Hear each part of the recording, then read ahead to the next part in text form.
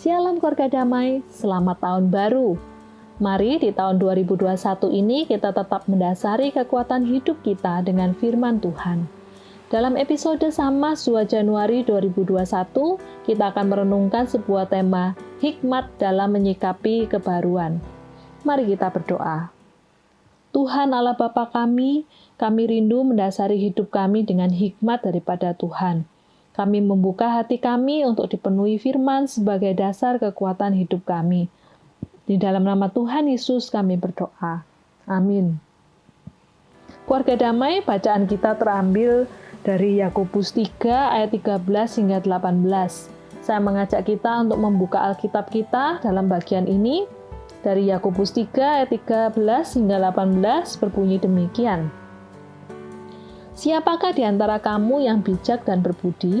Baiklah ia dengan cara hidup yang baik menyatakan perbuatannya oleh hikmat yang lahir dari kelemah lembutan. Jika kamu menaruh perasaan iri hati dan kamu mementingkan diri sendiri, janganlah kamu memegahkan diri dan janganlah berdusta melawan kebenaran. Itu bukanlah hikmat yang datang dari atas, tetapi dari dunia, dari nafsu manusia, dari setan-setan. Sebab di mana ada iri hati dan mementingkan diri sendiri, di situ ada kekacauan dan segala macam perbuatan jahat. Tetapi hikmat yang dari atas adalah pertama-tama murni, selanjutnya pendamai, peramah, penurut, penuh belas kasihan dan buah-buah yang baik, tidak memihak dan tidak munafik. Dan buah yang terdiri dari kebenaran ditaburkan dalam damai untuk mereka yang mengadakan damai. Demikianlah bacaan firman kita pada hari ini. Keluarga damai, saya menyarankan untuk kita mendengarkan renungan ini sambil membuka Alkitab kita dan memperhatikan bagian bacaan kita dalam Yakobus 3 ayat 13-18 tadi.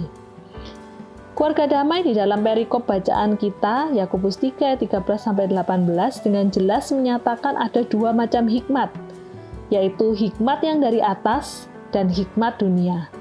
Hikmat dari atas memiliki ciri-ciri ada kelemah lembutan, sedangkan hikmat dunia memiliki ciri-ciri adanya iri hati dan mementingkan diri. Hikmat dari atas mengakibatkan pendamaian dan segala buah-buah yang baik, sedangkan hikmat dari dunia mengakibatkan kekacauan dan segala macam perbuatan jahat.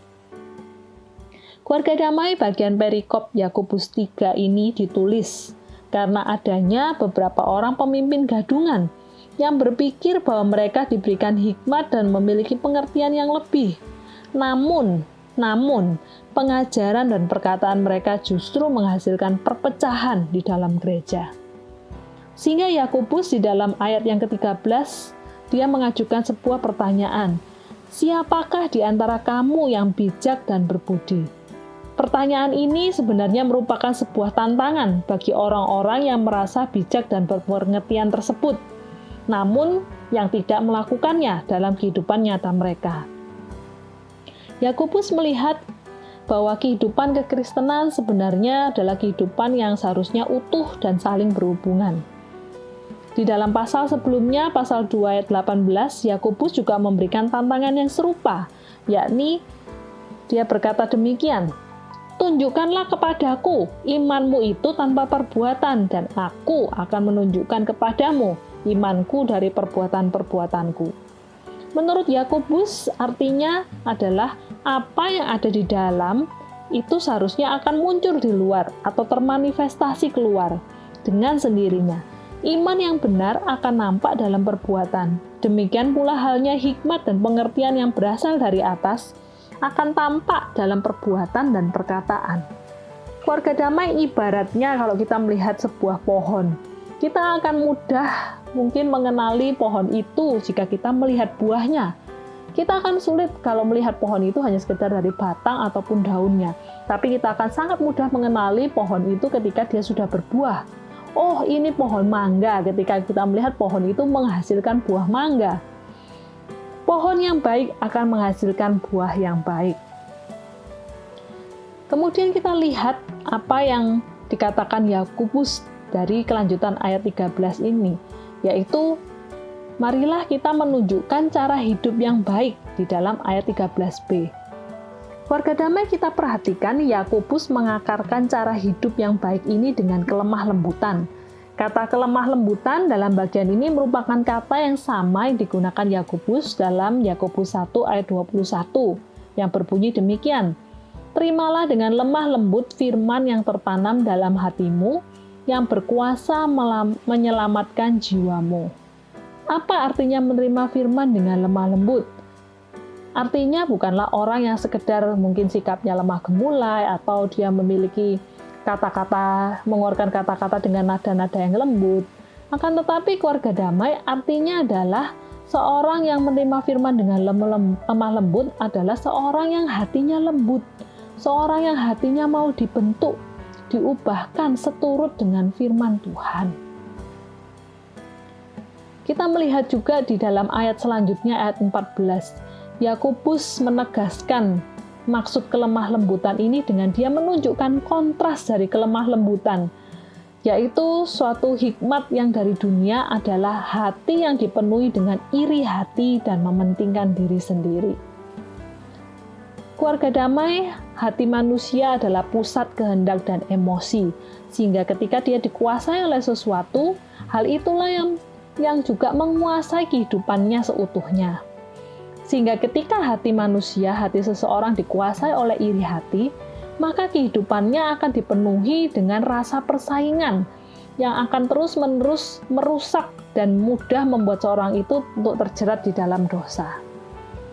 Iri hati artinya orang ini terus-menerus dia berfokus pada orang lain, pada kebaikan-kebaikan orang lain dan kejelekan atau kekurangan dirinya sendiri.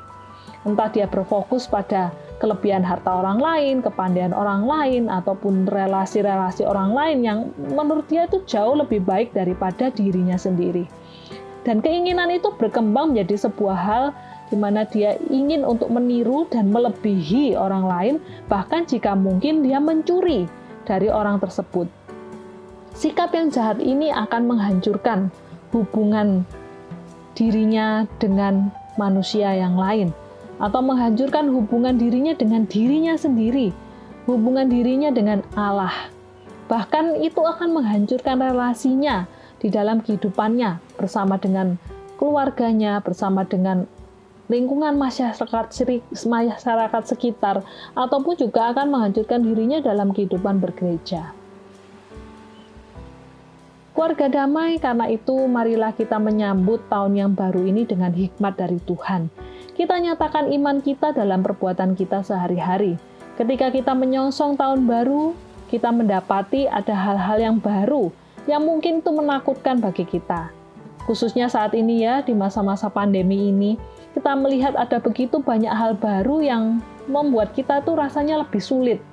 Ada sistem-sistem yang baru, aturan-aturan yang baru, penyesuaian-penyesuaian baru. Kita mengalami masa-masa yang sulit. Akan tetapi janganlah hal-hal situasi kondisi ini menjadi hal yang membuat kita dibutakan dengan iri hati. Kita akhirnya memandang berfokus pada kelebihan-kelebihan orang lain.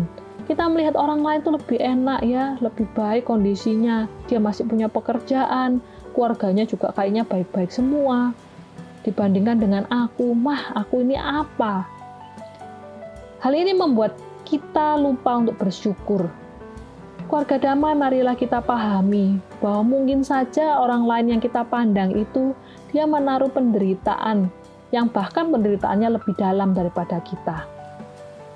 Keluarga damai, di atas semuanya itu bukan hanya kita tidak perlu untuk iri hati, namun justru kita bisa bersyukur sebab kita memiliki Tuhan yang firman-Nya sungguh bisa kita pegang sebagai dasar kekuatan hidup kita. Firman yang menguatkan, memberi kita hikmat untuk melewati masa-masa sulit dalam hidup kita. Di tahun yang baru ini, mari menyikapi segala hal yang baru dengan hikmat dari Tuhan. Amin. Mari kita berdoa. Tuhan Allah Bapa kami, terima kasih untuk firman-Mu, biarlah hikmat Tuhan yang sungguh boleh menuntun dalam hidup keseharian kami. Terpujilah nama-Mu, dalam nama Tuhan Yesus kami berdoa. Amin. Mari keluarga damai, kita memasuki tahun 2021 dengan hidup kuat dalam Tuhan, karena kita mendasari hidup ini dengan hikmat dari Tuhan. Amin.